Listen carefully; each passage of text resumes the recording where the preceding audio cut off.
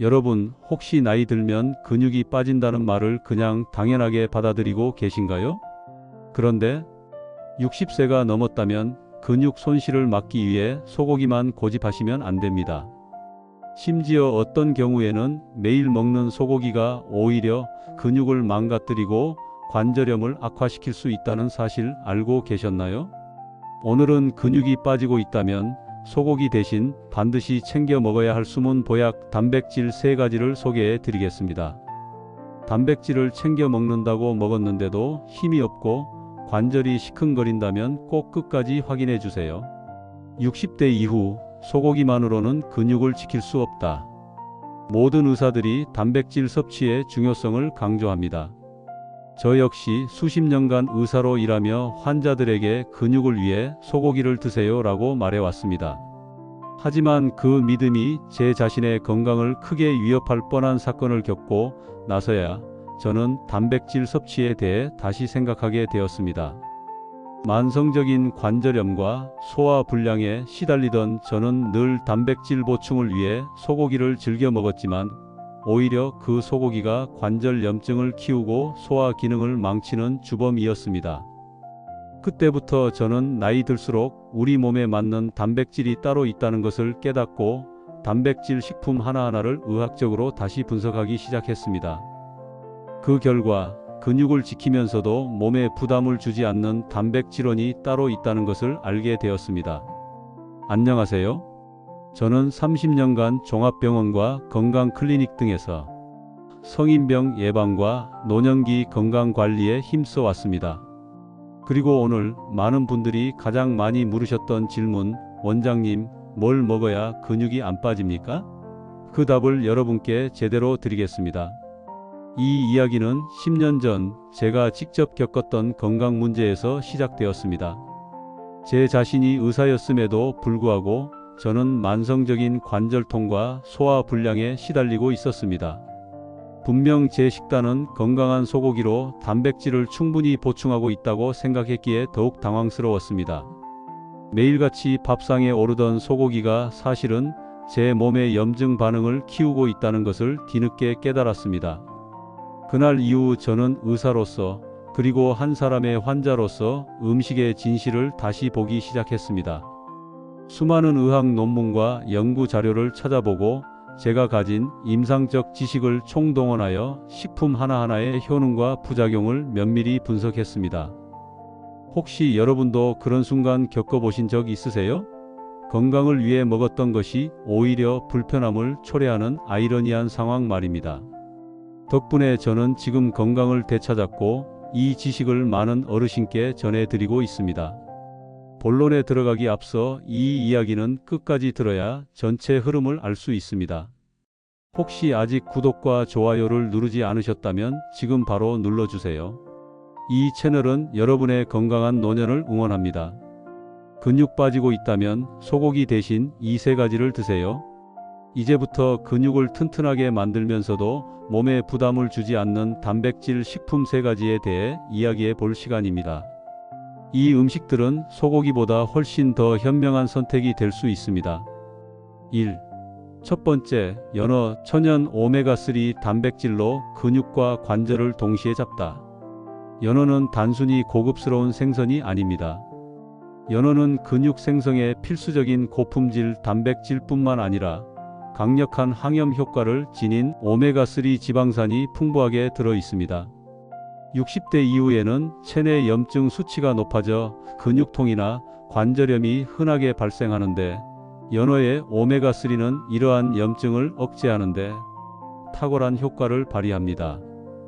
또한 연어의 아스타잔틴 성분은 강력한 항산화 작용으로 근육세포의 손상을 막아주고 근육 피로를 줄여주는 데 도움을 줍니다.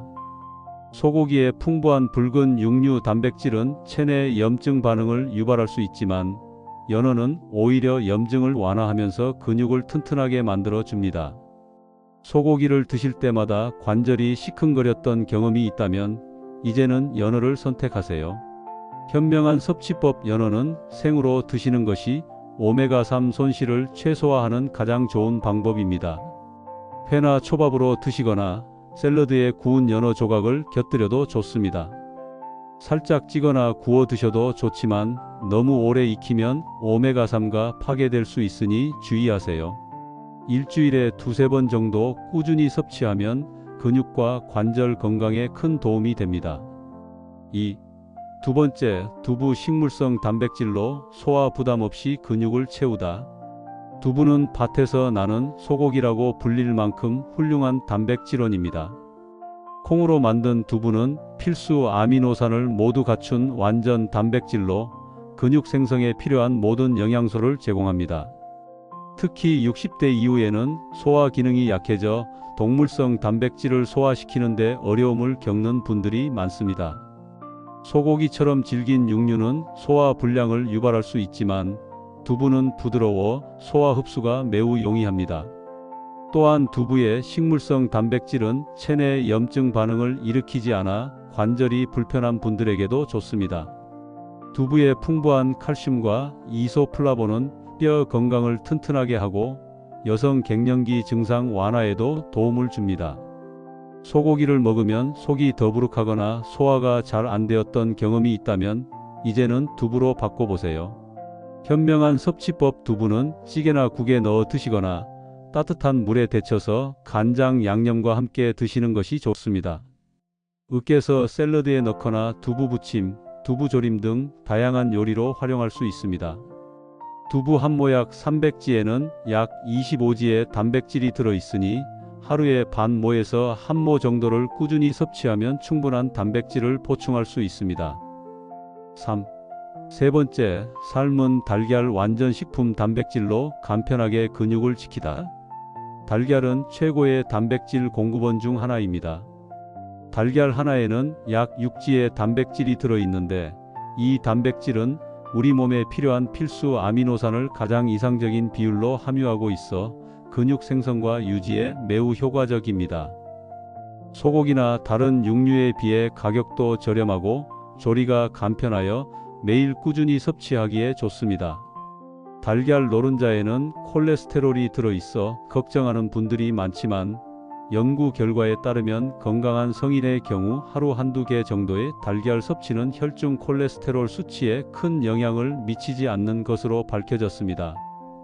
오히려 노른자의 풍부한 비타민 D와 루테인 성분은 뼈 건강과 눈 건강에 도움을 줍니다. 현명한 섭취법. 달걀은 삶아서 드시는 것이 가장 좋습니다. 삶은 달걀은 소화 흡수율이 높고 언제든 간편하게 챙겨 먹을 수 있어 바쁜 노년층에게 최적의 단백질원입니다. 아침 식사나 간식으로 삶은 달걀 한두 개를 꾸준히 섭취해 보세요. 스크램블 에그나 달걀찜 등 다양한 형태로 즐길 수 있지만 기름에 튀기거나 볶는 것보다는 삶거나 찌는 방식이 더 건강합니다. 당신의 몸에 맞는 현명한 식단이 보약입니다. 여러분, 단순히 단백질이라는 이유로 소고기만 고집하는 것은 옳지 않습니다. 당신의 몸 상태에 맞는 단백질을 찾아 섭취하는 것이 중요합니다. 60세 이후 식사는 단순한 한 끼가 아니라 당신의 몸을 회복시키고 보호하는 처방입니다. 당신의 몸은 당신이 먹는 것으로 만들어집니다. 오늘 제가 말씀드린 핵심 내용을 다시 한번 되새겨 보세요. 근육이 빠지고 있다면 이제 소고기 대신 연어, 두부, 달걀을 드세요. 연어는 오메가3로 염증을 잡고 근육을 튼튼하게 하며 두부는 소화 부담 없이 식물성 단백질을 채워줍니다.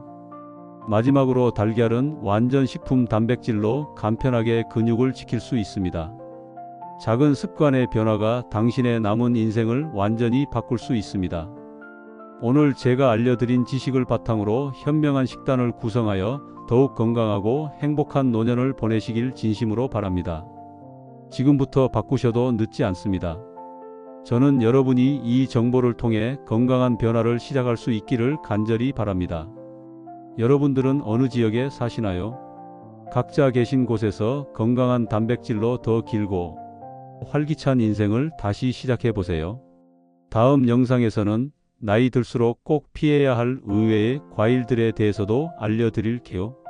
구독 버튼을 눌러주세요. 앞으로도 여러분의 100세 건강을 위한 귀한 지혜를 계속해서 전해드리겠습니다. 좋아요와 알림 설정도 잊지 마세요. 여러분의 작은 행동이 더 많은 분들에게 이 정보를 전하는 데 큰 힘이 됩니다. 오늘 여러분은 어떤 단백질 식품부터 식단에 추가하거나 혹은 더 현명하게 섭취해 보실 계획인가요? 댓글로 여러분의 사는 지역과 다짐을 남겨주세요.